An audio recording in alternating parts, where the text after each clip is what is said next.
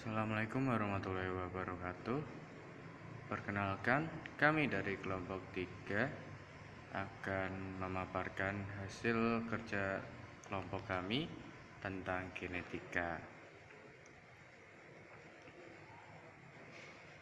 Sebelumnya perkenalkan dulu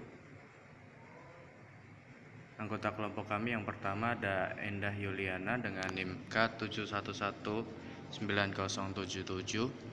Yang kedua ada ST Kaeksi dengan NIM K71190079. Yang ketiga ada Febriani Isna dengan NIM K71190088. Dan saya sendiri yaitu Ferik Nurdiansyah dengan NIM K71190091. Dan yang kelima ada Happy Tiasapsari dengan NIM K71191105.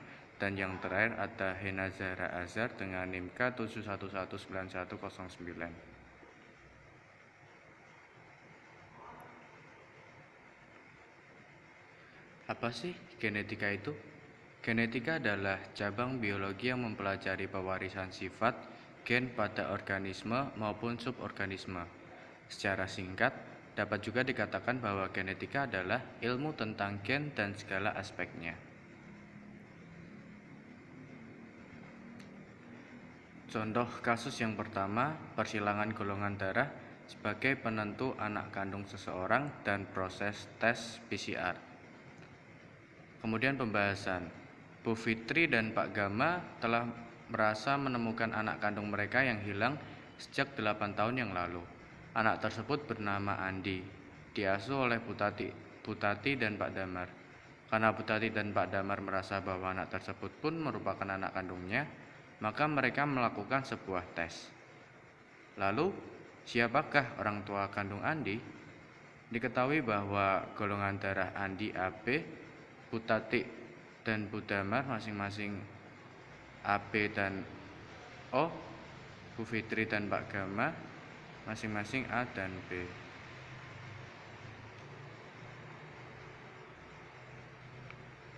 Perlu diketahui genotip golongan darah A dengan genotip IA dengan A homozigot dan IA-IO dengan A heterozigot. Sedangkan golongan darah B dengan genotip IB dengan B homozigot dan IB-IO dengan B heterozigot. Golongan darah AB dengan genotip IA-IB dan golongan darah O dengan genotip IO-IO. Sedangkan Butati dan Pak Damar bergolongan darah AB dan O, maka P1 IA-IB disilangkan dengan IO-IO yang dihasilkan IA, IB, dan IO. Sedangkan genotipnya yaitu IA disilangkan dengan IO. Jadi IB silangkan dengan IO. Dengan F1 yaitu IA-IO dan IB-IO.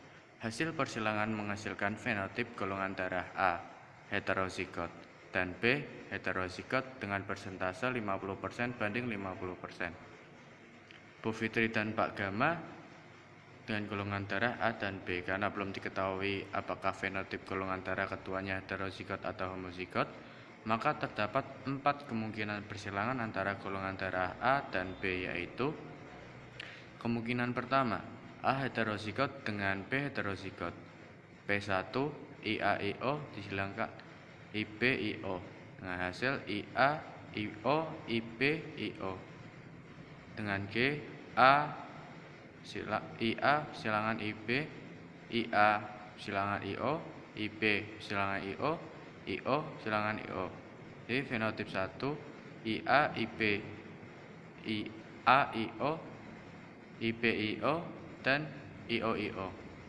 Hasil persilangan menghasilkan fenotip golongan darah AB dengan A heterozigot, B heterozigot, dan O dengan persentase masing-masing 25%. Kemungkinan kedua yaitu A homozigot dengan B homozigot. P1 IA-IA silangkan IB-IB dengan IA dan IB. Dengan G-nya IA silangkan IB. Jadi F1-nya IA-IB. Hasil persilangan menghasilkan fenotip golongan darah AB dengan persentase 100%.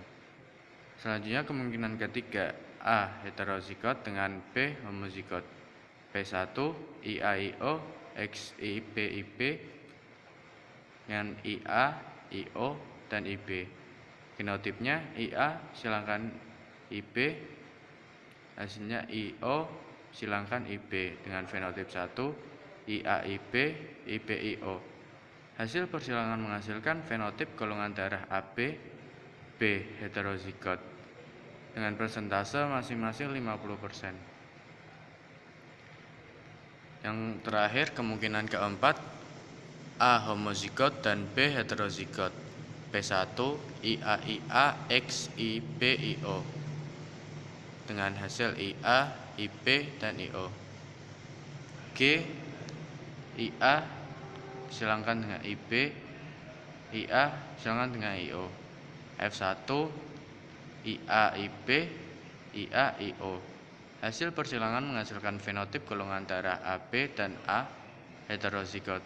Dari persilangan golongan darah kedua pasangan suami istri tersebut dapat ditarik kesimpulan bahwa orang tua kandung Andi adalah Bu Fitri dan Pak Gama. Dikarenakan hasil persilangan tersebut menunjukkan adanya kemungkinan keturunan dengan golongan darah AB. Sedangkan dari hasil persilangan golongan darah Bu Tati dan Pak Damar tidak ada kemungkinan bahwa keturunannya bergolongan darah AB dan keturunannya hanya akan memiliki golongan darah antara A dan B. Walaupun Bu Tati memiliki golongan darah AB, lantas tidak serta-merta bahwa keturunannya akan bergolongan AB juga. Jadi, Andi merupakan anak kandung dari Bu Fitri dan Pak Gama. Kemudian, proses kerja PCR. PCR membutuhkan tag polimerase primer, DNA template, dan nukleotida atau blok pembangun DNA. Keseluruhan dapat digabung dalam sebuah tub berdasarkan kofaktor yang dibutuhkan oleh enzim dan melewati siklus pemanasan dan pendinginan berulang yang memungkinkan terjadinya amplifikasi DNA. Yang pertama, denaturation atau denaturasi yang memerlukan suhu 96 derajat Celcius. Panas mempengaruhi strand DNA akan terpisah menjadi DNA beruntai tunggal atau single stranded. Selanjutnya, annealing atau penempelan dengan suhu 55 sampai 65 derajat Celcius. Suhu annealing primer akan menempel dan berikatan pada daerah komplementer pada sekuen single stranded DNA.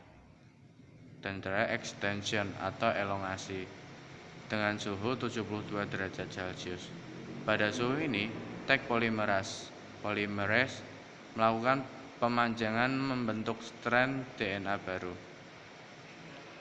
Siklus berulang 25-35 kali dalam reaksi PCR, di mana membutuhkan waktu sekitar 2-4 jam bergantung pada panjang DNA yang akan dikopi. Jika reaksinya efisien, wilayah target dapat berubah dari hanya satu atau beberapa salinan menjadi miliaran. Karena ada banyak salinan atau untai ganda primer dan banyak molekul tag polimerase yang mengambang di sekitar reaksi, sehingga jumlah molekul DNA kira-kira bisa berlipat ganda dalam setiap putaran siklus, seperti gambar yang di samping. Hasil dari reaksi PCR dapat divisualisasikan menggunakan gel elektroporesis. Prinsip dasar dari gel elektroporesis yaitu pemanfaatan kutub positif dan negatif elektroda untuk menarik fragmen DNA di dalam matriks gel berarus listrik sehingga fragmen DNA terpisah berdasarkan ukurannya. Sebagai standar digunakan DNA ladder untuk mengukur ukuran suatu fragmen DNA hasil PCR. Fragmen DNA dengan panjang yang sama membentuk pita pada gel yang dapat dilihat dengan mata jika gel diwarnai dengan pewarna pengikat DNA. Polymerase chain reaction atau PCR bekerja dengan visualisasi menggunakan gel elektroforesis menggunakan mesin PCR konvensional. Kemudian soal yang kedua, ketika seseorang mengidap virus COVID-19 Kita lakukan tes antibodi antigen. Yang pertama A, jelaskan perbedaan keduanya, dan B, mengapa tes antigen lebih diakui daripada antibodi. Pembahasannya, yang pertama, apa itu rapid test antibodi dan antigen? Rapid test antibodi yaitu rapid test untuk mendeteksi adanya antibodi dalam darah orang yang diyakini telah terinfeksi COVID-19. Sedangkan rapid test antigen adalah tes untuk mengidentifikasi orang yang terinfeksi virus corona dengan mendeteksi adanya materi genetik atau protein spesifik dari virus tersebut dalam tubuh seseorang.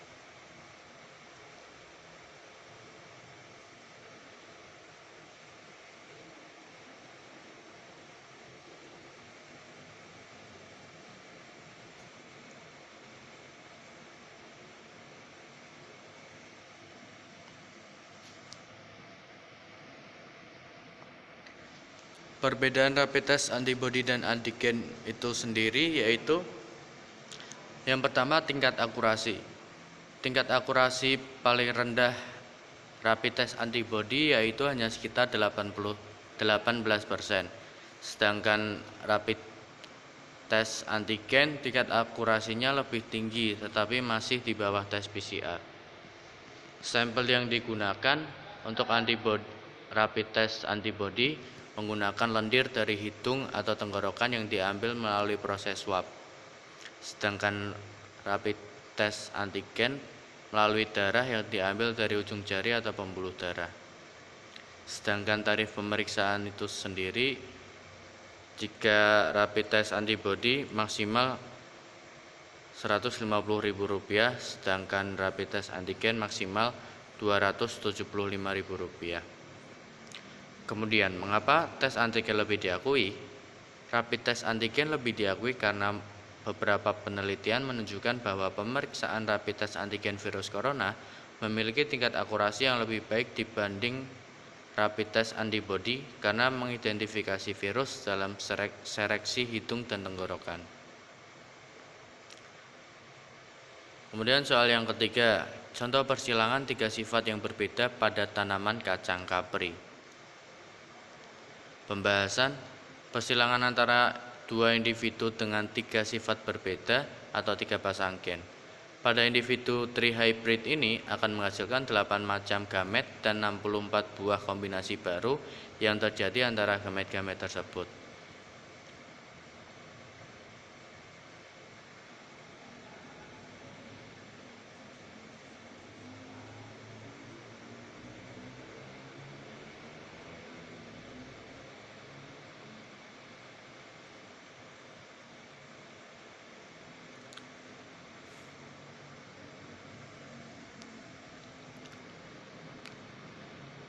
Contoh persilangan trihybrid. Persilangan kacang ersis dengan 3 sifat berbeda yaitu batang tinggi, biji bulat, dan biji warna kuning dengan batang pendek, biji keriput, warna biji hijau.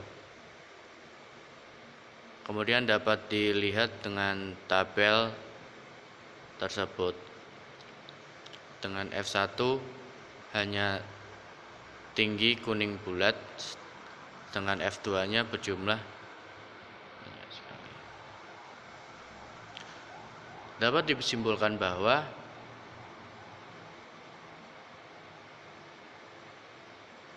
TKB atau batang tinggi biji bulat warna kuning berjumlah 27, sedangkan T besar, K besar, dan BB kecil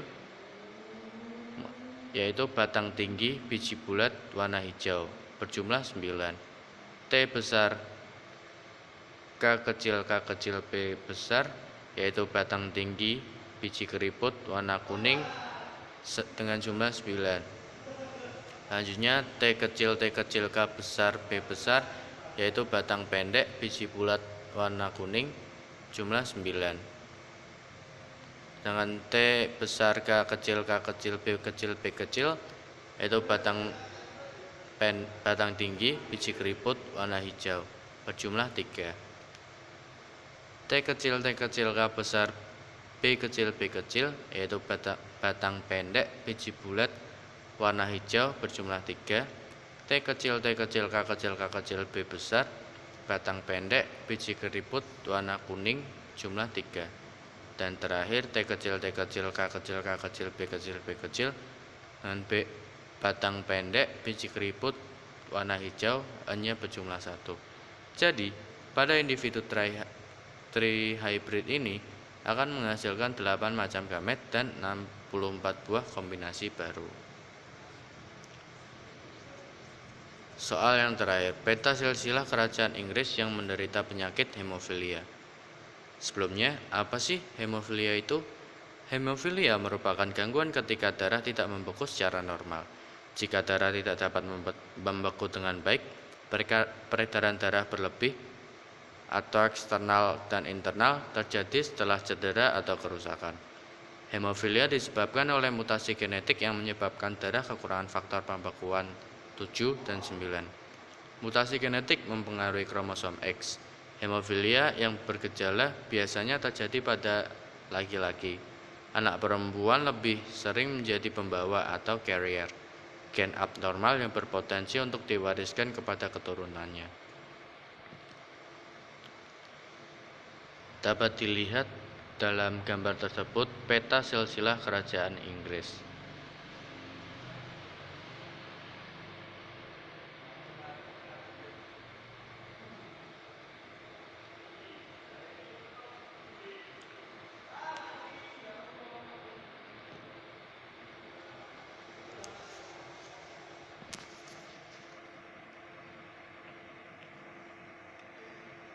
Hemofilia pada kerajaan Inggris. Sebagian besar orang menyebut hemofilia sebagai penyakit darah biru atau penyakit kerajaan. Sebutan ini dikarenakan banyak dari keturunan laki-laki Ratu Victoria menderita penyakit tersebut. Meskipun tentunya penyakit tersebut tidak hanya diderita pihak keluarga kerajaan. Penderita hemofilia yang pertama dari keturunan bangsawan tampaknya adalah Leopold, anak laki-laki Ratu Victoria, tahun 1819 sampai 1901 dari Inggris. Alel resesif untuk hemofilia tersebut kemungkinan pertama kali muncul pada keluarga kerajaan melalui terjadinya mutasi pada salah satu kromosom seks milik ayah atau ibu Ratu Victoria. Hal ini menjadikan Ratu Victoria seorang carrier atau pembawa. Leopold bertahan hidup sampai menjadi ayah dari seorang carrier yang mewariskan kelainan hemofilia pada salah satu anak laki-lakinya. Hemofilia pada akhirnya terbawa ke kekeluargaan kerajaan Prusia, dan Spanyol melalui perkawinan dua anak Ratu Victoria.